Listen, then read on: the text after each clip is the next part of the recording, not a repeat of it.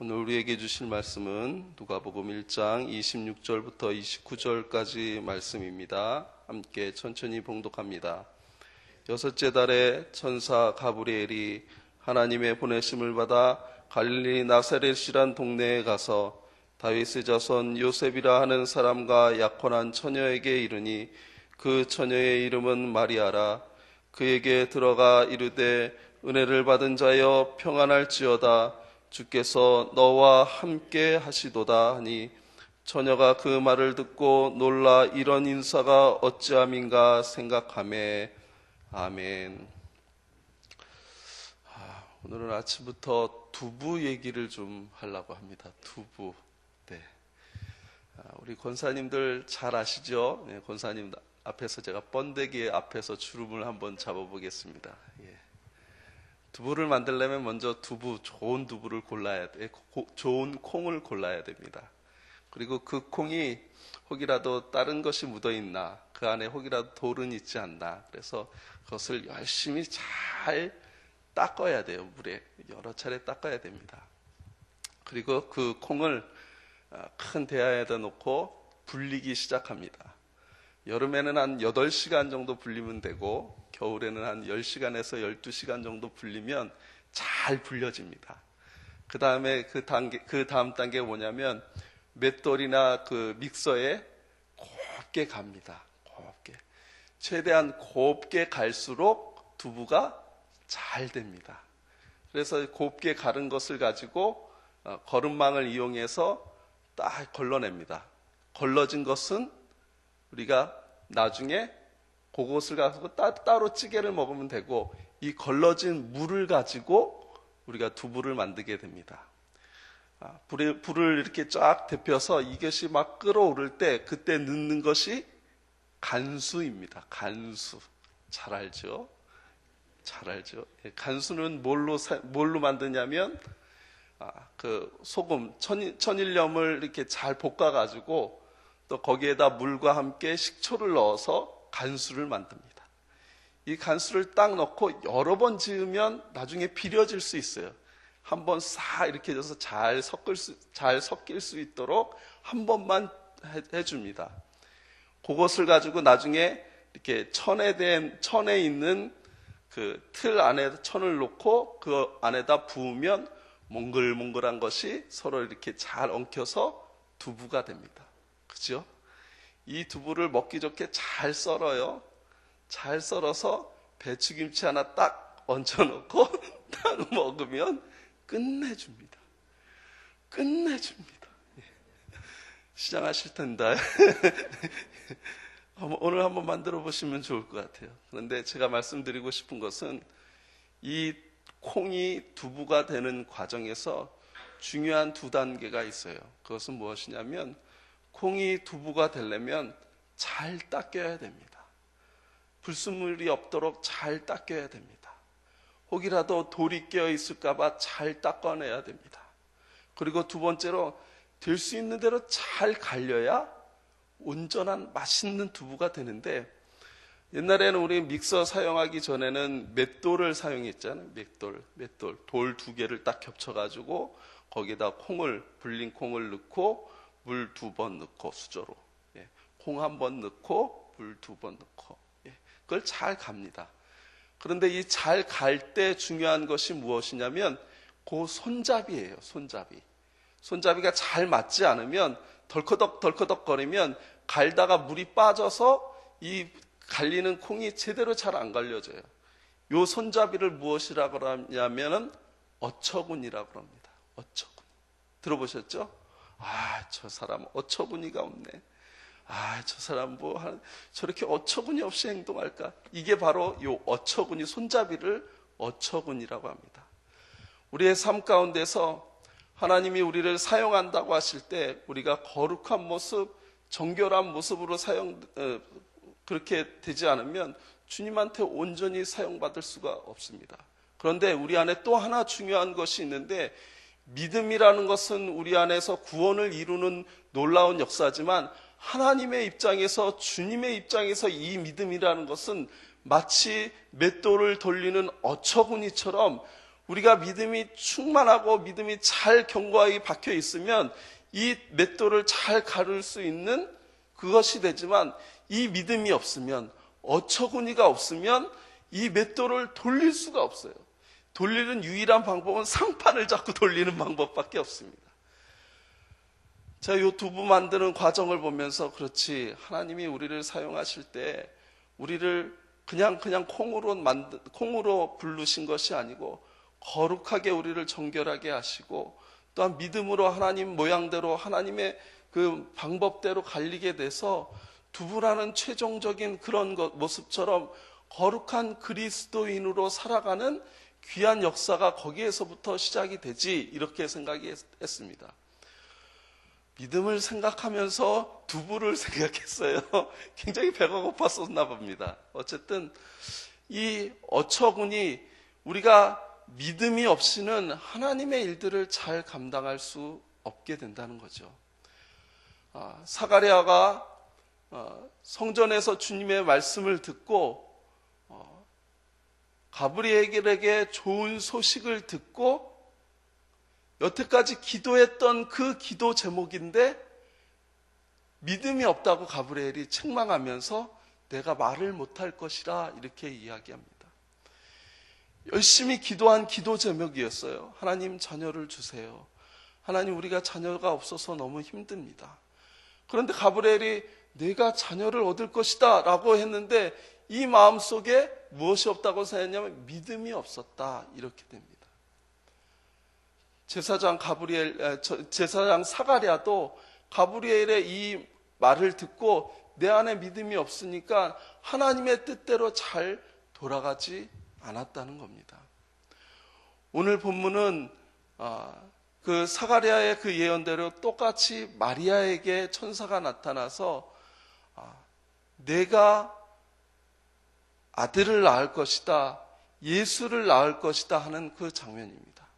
그런데 오늘 중요한 본문은 여섯째 달 천사 가브리엘이 하나님의 보내심을 받아 갈릴리 나사렛이란 동네에 가서 다윗의 자손 요셉이라 하는 사람과 약혼한 처녀에게 이르니 그 처녀의 이름은 마리아라. 저는 오늘 이 본문에서 중요하게 봤던 것은 무엇이냐면, 갈릴리 나사렛에 하나님이 함께 하셨다는 겁니다. 갈릴리 나사렛에 천사 가브리엘을 보내셨다는 것입니다. 이때 당시 중요한 도시는 어디냐면 예루살렘입니다. 예루살렘엔 성전이 있고요, 많은 사람들이 주님 앞에 예배하러 모이는 곳이 예루살렘이었습니다. 그래서 특별히 예루살렘은 굉장히 부유한 사람들이 그 주변에 많았었고 하나님의 일들을 감당하는 제사장들이 많았습니다. 그런데 오늘 본문에 나오는 갈릴리 나사렛이라는 동네는 어떤 동네냐면은 교통은 잘 발달되어 있지만 그것은 그 지역을 이끄는 여러 가지 경제적으로 또한 정치적으로 부유한 사람들이 있는 곳이 아니라 여러 가지 실패한 사람들, 여러 중요한 것에서 쫓겨난 사람들, 또한 부유한 곳에 도망쳐 나온 사람들이 이 갈릴리 나사렛이라는 동네에 모여 살게 된다는 것이죠. 그런데 하나님께서는 예루살렘에 집중하신 것이 아니라 갈릴리 나사렛이라는 곳에 집중해서 거기에서 예수님의 공생의 사역을 시작하도록 그렇게 하나님이 이끄셨다는 것입니다. 전능하신 하나님이 우리의 삶의 미래를 내다보고 우리를 이끄시는 하나님이 그것을 모르고 예수님을 거기에서 태어나게 하셨냐는 겁니다. 그렇지 않다는 거죠. 하나님은 정말 우리의 삶 가운데 정말 가난한 자들에게, 또한 병들고 연약한 자들에게, 이 땅에 실패한 자들에게 주의 복음이 증거되도록 예수님을 그 지역에 태어나게 하시고 그 지역을 통해서 공생애를 시작할 수 있도록 우리 하나님이 그렇게 예수님을 그곳에 태어나게 하기 위해서 이 마리아에게 나타나셨다는 것입니다. 그런데 그 나사렛이라는 동네가 나중에 예수님이 공생애 시작할 때 말씀을 전하시고 복음을 전하시고 병든 자를 일으켜 세우시고 연약한 자들에게 천국의 귀한 은혜를 말씀을 증거하실 때 그것이 주님을 철저하게 배척했던 곳도 바로 그 지역이에요. 그래서 우리 주님이 그것이 얼마나 힘드셨냐면 누가복음 10장 13절 16절에 보니까 화 있을진저 고라시나 화 있을진저 베세다야 너희에게 행한 모든 권능을 두로와 시돈에 행하였더라면 그들이 벌써 베옷을 입고 제에 앉아 회개하였으리라. 심판때와 때에 두로와 시돈이 너희보다 견디기 쉬우리라. 가버나움아 내가 하늘에서까지 높아지겠느냐 음부에까지 낮아지겠느냐. 예수님을 철저히 배척했습니다. 저 사람이 목수의 아들 아냐? 그런데 저 사람이 자기가 하나님의 아들이라고 얘기해? 이러면서 예수님이 말씀하신 복음, 천국에 대한 것, 여러분들 거룩해야 됩니다. 여러분들 주님 앞에 흠없어야 됩니다. 회개해야 됩니다. 이렇게 얘기했는데, 그 사람 목수의 아들 아냐? 그게 뭐 한다고 우리들한테 그렇게 이야기해? 너나 잘하지. 영화에서 탄데 먹죠. 너나 잘하세요. 이렇게 얘기하는 겁니다. 그러나 우리 주님께서는 그들을 포기하지 않으셨고 끝까지 그것에서 그들을 병을 고치시고 낫게 하시고 천국의 귀한 비유로서 여러 가지 설명을 한 것이 바로 누가복음에 잘 기록하고 있습니다. 집에 들어가셔서 한번 누가복음의 그 편집자가 놓은 제목, 소제목을 한번 이렇게 펼쳐보십시오. 한 장 한 장 넘겨오면서 펼쳐보십시오. 예수께서 병자를 고치시다. 예수께서 나병 환자를 고치시다. 예수님께서 한 장 넘어가기가 어렵게 예수님께서 고치시고 낫게 하시고 천국을 가리키신 것이 누가복음 한 장 한 장을 이렇게 넘겨다 보면 그 안에 다 기록되어 있다는 것입니다. 우리 주님은 너무 내 안에 내 마음이 높아져서 하나님을 몰라보는 사람을 찾으시는 것이 아니라 이 땅에서 정말 낮을 대로 낮은 사람, 마음이 정말로 가난한 사람들을 찾으셔서 주님의 일을 맡겨주실 뿐만 아니라 주님의 거룩한 일들에 부름을 받게 하시는 놀라운 일들이 있습니다. 예수님의 12제자들 가운데서 가룟 유다만 빼면 모두 그 지역 사람들이 주님의 제자들이에요. 그래서 그들에게 천국의 복음을 가르치시고 또한 병든 자를 낫게 하시는 주님의 그 능력을 보여주셨고 또한 그 올라가서는 너희에게 성령을 주실 것이라고 약속하셔서 그들에게 성령을 부어주었을 때 그 어부된 아무 지식도 없고 세상에 미련하다고 생각되는 그 사람들을 통해서 하나님의 복음을 증거하게 하시고 사람들을 구원에 이르게 하는 놀라운 일들을 감당하게 됐다는 것이 이 갈릴리 나사렛 동네에서부터 시작됐다는 것입니다.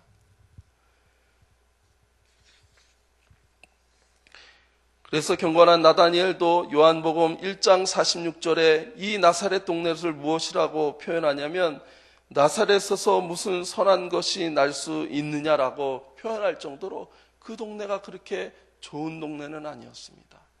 하지만 주의 복음이 들어가고 주님께서 함께 하시는 일들이 일어나고 또한 그 안에서 주님을 만나는 사람들이 일어나고 또한 그 안에서 제자된 사람들이 일어나니까 땅 끝까지 이르러 복음의 놀라운 증인들이 바로 그것에서부터 나왔다는 것입니다.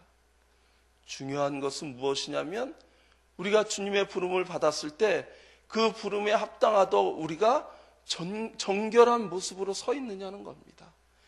회개에 합당한 모습으로 우리가 서 있느냐는 것입니다. 또 한 가지는 우리의 믿음이 주님이 쓰시기에 합당하도록 그렇게 작동하는 믿음이 되느냐는 것이죠. 믿음은 예수 그리스도를 아는 것의 믿음이라고 이야기하지 않습니다. 내가 예수님을 믿으면 구원함을 받지 이렇게 아는 것을 믿음이라고 이야기하지 않습니다. 그 삶에 내 온 삶을 던져놨을 때 그것이 믿음이라고 우리는 이야기할 수가 있어요. 그래서 주님 부르시고 사용하실 때 이 믿음의 고백이 온전히 있으면 하나님 앞에서 주님 앞에서 온전히 세움받고 쓰임받는 삶이 바로 우리의 삶이라는 것이죠. 이 새벽에 나오신 사랑하는 성도 여러분들의 삶 가운데는 내가 하나님을, 주님을 나의 주님으로, 나의 구원자로, 나의 모든 죄를 대속해 주신 그 주님으로 믿는 그 믿음의 고백을 한 줄 압니다. 혹 우리의 삶 가운데, 지금까지 살아오는 삶 가운데 내가 주님 모시기에 때는 묻지 않았는지, 세상의 복음 이외에 다른 것을 첨가하고 있지 않는지 한번 되돌아보길 주님의 이름으로 축복합니다. 복음에요, 복지를 더하면 복음의 능력이 약해집니다. 복음 하나로만 가지고도 많은 연약한 사람을 세울 수 있는 그것에 복음이면 되지, 다른 것을 첨가하면 교회가 교회의 일 역할을 감당하지 못하게 된다는 겁니다. 복음 위에 교리를 세우게 되면요, 사람만 나타나게 됩니다. 교리를 주장하는, 그 학문을 주장하는 사람만 나타나지 예수 그리스도가 온전히 증거되지 않는다는 겁니다. 복음 위에 장로교의 교리를 세워놓으면 장로교의 그것만 나타납니다. 복음의 능력은 사라져요. 복음의 성결교의 교리만을 나타내면 복음은 희미해집니다. 이것이 성경이 우리에게 말하고 있는 것입니다. 성경의 원초적인 것, 성경의 능력 그대로 전하게 되면 이 말씀, 교리 말고도 이 말씀만을 가지고, 온전한 말씀만을 가지고도 사람이 변화되고 주님의 천국의 일들을 감당하게 되고, 또한 복음을 위해 평생토록 헌신할 수 있는 것이 이 복음의 능력입니다. 여러분의 삶 가운데 복음 플러스 경제, 복음 플러스 정치적인 야망, 복음 플러스 내 자녀의 출세, 복음 플러스 다른 무엇이 있다 그러면 이 시간 다시 한번 내 자신을 되돌아보아야 됩니다. 내가 과연 이 복음의 순수한 능력에 나의 모든 것을 맡기고 있는지, 그렇지 않고 있는지 다시 한번 점검하는 오늘 하루의 삶이 되길 주님의 이름으로 축복합니다. 우리 하나님은 나사렛에 집중하셨고, 나사렛에서 살고 있는 사람들을 집중하셔서 그들을 부르셔서 하나님의 무대에 서게 하신다는 것을 깨달으시는 귀한 은혜가 있길 이 새벽에 주님의 이름으로 축복합니다. 함께 기도합니다. 사랑의 하나님, 우리를 주의 자녀로 불러주셨을 뿐만 아니라 우리를 주님의 거룩한 일들의 제자로 삼아주셔서 이 복음의 능력을 가지고 이 땅을 살아갈 수 있도록 인도하신 것 참으로 감사합니다. 오늘의 복음의 능력이 우리의 삶 가운데 펼쳐질 수 있도록 우리의 연약함을 도와주시고, 우리가 주님 앞에서 온전한 믿음을 회복할 수 있도록 주님 인도하여 주시옵소서. 예수님의 이름으로 축복하며 기도하여 싸움나이다. 아멘. 오늘의 공동 기도문은 선교입니다. 모든 민족과 나라에 십자가의 복음을 전하도록 온 세계에 12개의 선교센터를 세우게 하옵소서.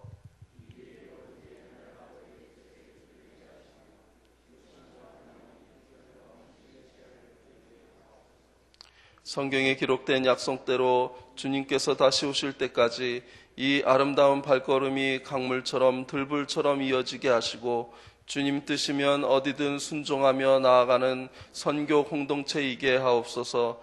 한 사람을 사랑하고 찾으시는 하늘아버지의 마음이게 하옵소서. 아멘. 주님이 가르쳐 주신 기도하겠습니다. 하늘에 계신 우리 아버지, 아버지의 이름을 거룩하게 하시며 아버지의 나라가 오게 하시며 아버지의 뜻이 하늘에서와 같이 땅에서도 이루어지게 하소서.